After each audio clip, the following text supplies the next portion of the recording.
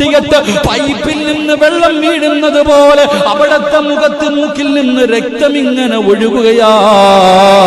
തന്റെ കൂടപ്പറപ്പ് താഴെ കിടന്ന് രക്തത്തിൽ കിടന്ന് പിടയുകയാണ്. സുബ്ഹാനല്ലാഹ്. ഉമർ തങ്ങളാ കൂടപ്പറപ്പ് രക്തത്തിൽ കിടന്ന് പിടയുന്നത് കണ്ടപ്പോ അവിടത്തെ മനസ്സങ്ങ് ഇടറിപ്പോയി. എത്രയൊക്കെയാണെങ്കിലും സഹോദരിയല്ലേ, ഒരുപാട് ഗർഭാശയത്തിൽ കിടന്ന കൂടപ്പറപ്പല്ലേ.